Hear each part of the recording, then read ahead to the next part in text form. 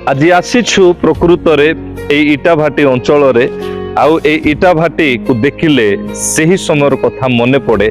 इस्राएल संतान माने केउ प्रकार भावरे इटा को तैयारी करुथिले।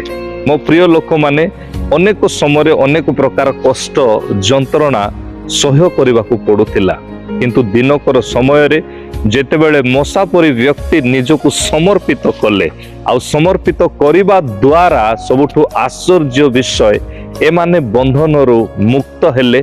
आज इस्राएल रो नाम सुनिले मो प्रिय लोक माने सारा विश्व रे अनेक लोक डरंती, मानंती, सम्मान दियंती।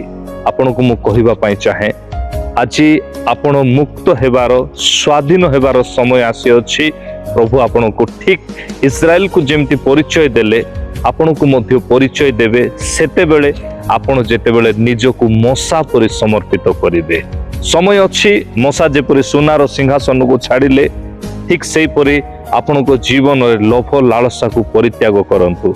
मोसा जेपरि नम्र हेले मेषो मान को चराउथिले 40 वर्ष सोनार सिंहासन छाड़ी राज्य कले आउ 40 वर्ष मेषो मान को चरैले समय लागिबो, किंतु आपण निजर धैर्य को धरंतु, हरांतु नहीं।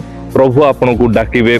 आउ जेते बेले मोसा को आह्वान कले मोसा सतरे जाइथिले हारण सहित, किंतु फेरिला बेलकू लखे लखे लोक फेरिले। आपण निजको छोट करंतु नहीं। प्रभु आपण को भयंकर भाव रे व्यवहार करिवे। अनेक गोष्ठी अनेक परिवार समाज पाए आपण उदाहरण हेबे।